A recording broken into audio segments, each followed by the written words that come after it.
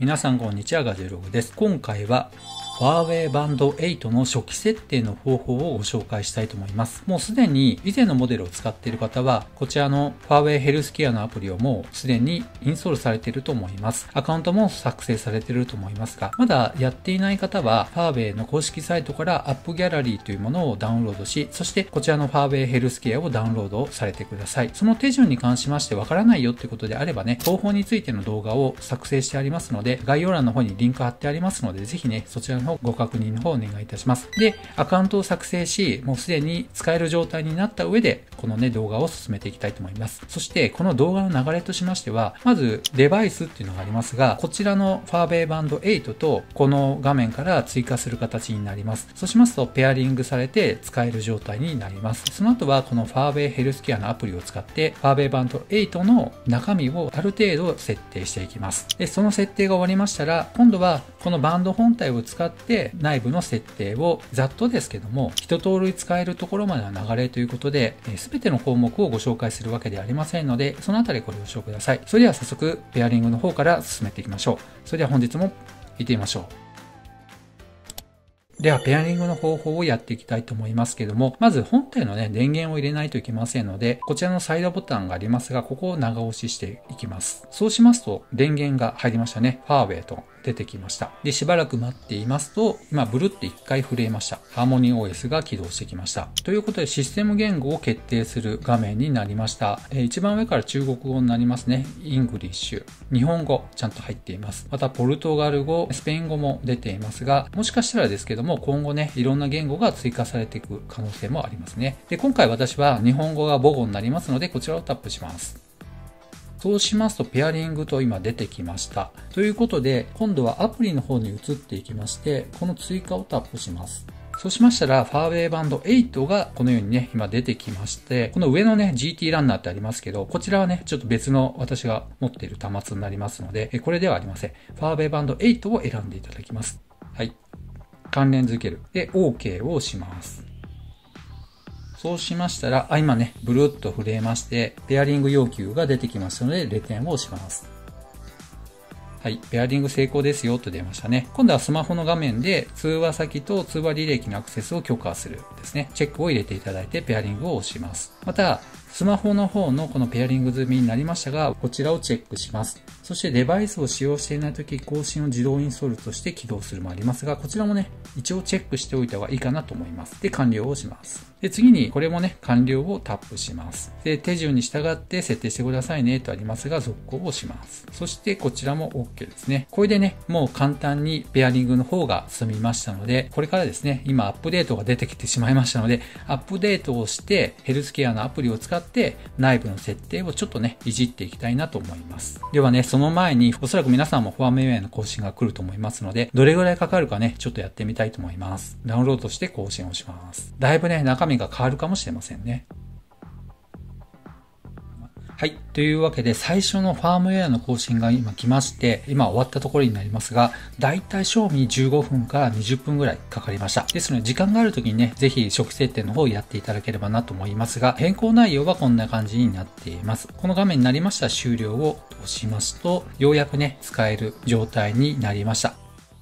では、ファーウェイヘルスケアのアプリを使って内部の初期設定を進めていきたいと思います。まず最初に時計の文字盤とありますけども、この文字盤のデザインをここで変更することができます。試しにね、一つだけやってみたいと思いますが、このその他というところをタップしますと、このようにおすすめと今出てきています。特にですね、ここは有料のものが非常に多いので、最初はここからインストールするのではなく、このマイ文字盤っていうのがありまして、開きますと、このウォッチ内っていうのがありまして、この内部に入っているものをこのアプリを使っても変更することができるようになっています。今表示していますのが初期設定で表示されたものになりますが、試しにこちらのものに変更してみたいと思いますが、デフォルトに設定とありますが、デフォルトっていうのは標準という意味になりますので、こちらをタップします。はい。このようにね、変更ができました。簡単にね、アプリを使って文字盤を変更することができます。後ほどご紹介しますけども、ウォッチを使っても文字盤を変更することができます。このあたりはね、使い勝手いい方を選んでいただけければなと思います。では、文字盤はこのように変更できましたが、先ほどお伝えしました有料の文字盤に関しましては、これはクレジットカードなどお持ちでないと購入することができません。なかなかデザインのいいものもたくさんありますので、どうやったらですね、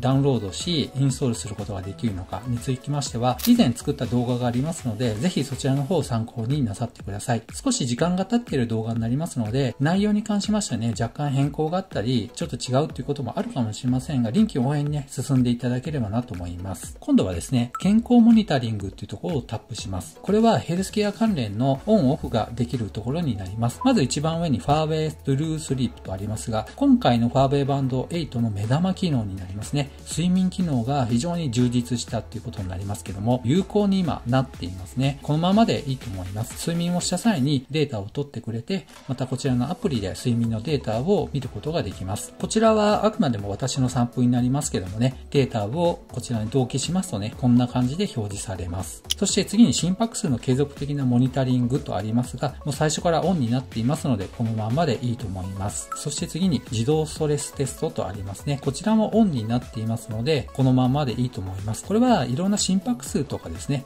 自分自身の様々な体の変化をバンドが読み取ってくれて、今ストレス状態にあるのか、ストレスが低いのかですね、こういった何段階に合わせてデータを取ってくれるものになります。そして最後に血中酸素の自動測定も有効になっています。こちらは SPO2 の計測になりますので、このあたりも PO2 の測定に関して必要な方はオンにされてください。そしてね、次通知っていうところを見ていきたいと思います。こちらは Android スマホにはなりますが、今私のスマートフォンにインストールされているアプリが一覧がこのように出ているんですけども、通知が欲しいものに関しましては右側にねスライドさせて、このオレンジ色になっている状態ですね。これはオンになっているものになります。例えば必要でないものに関しましてはオフにした方が煩わしくないなと思いますので、例えば Google ウォレットとありますが、これをオフにするということもできますね。そして断食トラッカーって今入ってますけどね、これいらないよってことであればオフにすることもできますし、こんな風にしてご自分のアプリに入っているものを一覧からオンオフをしていただければと思います。ただ通知に関しましては、バンドとスマートフォンが Bluetooth で接続できる距離の間で通知が来ますので、もしこちら単体でウォーキングとかランニングでスマートフォン持って歩かなかった場合、持ち歩かなかった場合に関しましては通知が来ない状態になります。次にアラームを見てみたいと思います。ファーウェイバンド8は音で教えてくれるわけではなく、バイブ振動で教えてくれることになります。で、設定する方法になりますが、追加をタップします。そうしましたら、時間をセットしますね。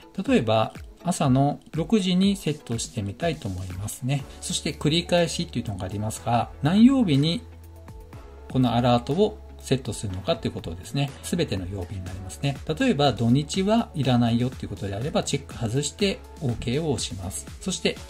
ここをチェック入れてますと、平日の月から金は朝6時にバイブ振動でアラームしてくれるってことになります。最大10件までセットすることができますので、ご自分の用途に合わせてね、調整の方をされてください。次にデバイスの設定というところを見ていきます。ここに音楽再生操作とありますね。スマートフォンで再生している音楽や、例えば YouTube もそうですけども、そういうメディア関連の再生と一時停止、もしくは次に飛ばす曲戻しみたいなね、感じ。そういったものを操作したいかっていうことになります。例えばですけども、今こちらの画面ですね、Spotify のアプリを使って再生をバックグラウンドでしています。この一番上の右上の部分、これボリュームをこういう風にね、今ね、他の曲に切り替わりましたけども、こんな風にボリュームの調整ができるようになっています。そして一時停止。これでね、また再生することができますし、曲を飛ばすこともできるわけですね。こんな風にして音楽再生コントロールをすることができます。そして次に Bluetooth 切断時の通知とありますが、これはこのペアリングしてありますスマートフォンとファーウェイバンド8が一定の距離、だいたい15メーターか、30メーターぐらいの範囲だと思いますが、見通しの状況にもよりますけど、一定の距離離れますと、スマホとペアリングが切れましたよっていうのを教えてくれます。例えば通勤時やお買い物の際に、スマホを車の中に置いてしまっている時に、バンドだけ腕につけて買い物に行ってしまったと。でもしばらくすると通知が来て、スマホを置き忘れてますよっていうのをね、教えてくれるわけですね。ですので、そういった機能が必要な方は、こちらをオンにされてください。必要でない場合はオフでいいと思います。そして次に持ち上げて起動。これ結構重要になります。これ何なのってことなんですが、この動きになります。はい。今つきましたよね。腕につけている時に、この動きによって画面が点灯するっていうモードになります。これをオンにしてあればね、今の動きで画面が、はい、こういう風に表示されますし、オフにしますと、つかなくなるわけですね。これは多くの方はオンでいいんじゃないかなと思いますけどね。必要に応じてオンオフをされてください。はい。というわけで、ファーウェイヘルスケアのアプリを使って本体の設定を少しね、やってみましたけども、いかがだったでしょうか。この後は実際にこのファーウェイバンド8の本体を使って内部の設定を少しね、触っていきたいと思いますが、あくまでもね、一通り使えるまでの流れということで全ての項目をご紹介するわけではありませんので、そのあたりはご了承ください。では、ファーウェイバンド8の本体を使って内部の設定をね、やっていきたいと思いますが、まず最初に知っていただきたいのが、このサイドボタンありますけども、こちらを押しますと、このようにメニューが出てきます。まず設定を開いていただきます。設定を開きますと一番上に文字盤ですね。これは先ほど文字盤の変更のところでお伝えしましたけども、タップしていただきますと、また文字盤というのが出てきました。そうしますと文字盤をこういう風に内部に入っているものを選ぶことができます。お好きなものをね、ここから選んでいただくことができると思います。こんな風にしてね、変更ができます。ただこれも簡単にもっとできるんですね。この画面を長押ししていただきますと、画面がブルッとしまして、文字盤をこのように変更することができます。この方がね、おそらく変更はやりやすいのかなと思います。そして同じくこの文字盤の中に常時表示っていうのがありますので、こちらをタップしますと、いわゆる AOD をオンにしたい場合は終日をタップします。そうしますとね、バッテリー消費が激しいですよっていうようなね、内容が出てきますが、チェックを入れます。そうしますとね、こんな画面が出てきますけども、これが AOD、常時表示ディスプレイになっていますね。めちゃめちゃかっこいいですよね。シンプルでこれいいなと思います。必要な方は先のところをチェックを入れてください。そして次に設定項目の中にバイブっていうのがあります。こちらをタップしますと、強い、弱い、オフっていう風になっていますね。多くの方がよく言われますのは、バイブの強さが弱いんじゃないかって言われてるんですけども、ここでね、ぜひ調整をされてください。私の感覚では強いにすれば相当ね、気づきやすいなと思っていますので、いつもね、強いの方にしています。そして次に通知っていうのがあります。これは画面起動と出てきましたが、通知受信時に画面を点灯しますとありますね。ですのでスマホから飛んできた例えば LINE の通知とかがブルッと震えますけど画面がつかないっていう設定が今オフの状態ですね。画面が点灯して分かりたい場合は画面を起動っていう風にね、していただければと思います。これはね、当然なんか画面が点灯しますので、それがまずいなっていう状況の方もいらっしゃるかもしれませんね。ブルッと触れるだけで、なんか来たなっていうことだけで十分っていう方もいらっしゃると思いますので、その方はオフにされてください。そしてですね、ちょっと飛んでしまっていましたが、ディスプレイと画面の明るさっていうところがありますね。この緑色のアイコンになりますが、こちらをタップします。そうしますとね、明るさ調整ができるようになっています。こんな感じでね、手動で調整する形になります。そして次に、夜間に明るさを低減というのがあります。これはオンに今なっていますね。そうしますと、有効にすると夜の22時から朝の6時に有効になりますとありました。これは時間の調整に関しましてはね、自分で任意に変えることはできませんね。で、これ何がいいかというと、先ほどのですね、この明るさ調整、こちらでありましたが、一番暗くした時ですね、これ結構夜でもある程度ね、真っ暗な部屋だと明るいなと思うことがあるかもしれません。それよりもさらに先ほどのモードは暗くしますよっていうことになります。とにかく暗い方がいいよってことであればね、ここですね、夜間に明るさを低減をオンにされてください。そして次にタップして起動っていうのがあります。これはですね、画面消灯時に画面をタップすることによって画面を点灯させることができます。つまり、このような状態の時にこういう風に画面が点灯することになります。多くの方はこれやっぱりオンにされた方がいいのかなと思います。そして次にスリープとあります。これは何なのかっていうと、画面がついてから10秒や15秒、20秒で画面が消灯するっていう機能になります。私は今ね、自動になっていて、もうバンドにね、お任せしているんですけども、秒数を必ずこういう風にね、ちょっと決めたいよってことであれば、例えば10秒にセットしておくってこともできますね。今10秒にセットしましたが、どんな感じかやってみたいと思います。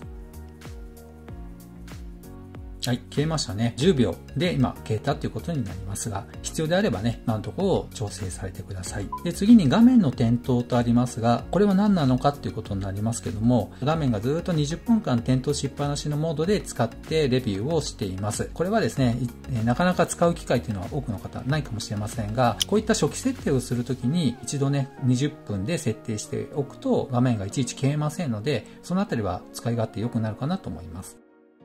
はい。というわけで、ファーウェイバンド8の初期設定についてご紹介しましたが、いかがだったでしょうか？最初のペアリングに始まりまして、ファーウェイヘルスケアのアプリを使っての設定、そしてスマートバンド本体を使っての設定、3つの項目で一通り使えるまでの流れということでご紹介しました。また、文字盤もこのようにね、今書いてありますけど、ここのエクササイズっていうのをタップするといきなりね、ワークアウトに飛ぶこともできるというね、こういった裏技もありますので、ぜひね、いろいろ触ってみていただければなと思います。というわけで、今回、ファーウェイバンド8の初期設定動画ということでご紹介しました。この動画良かったよという方は、高評価。そしてまだの方はぜひ、この一回にチャンネル登録をお願いいたします。ではまた次の動画でお会いしましょう。さよなら。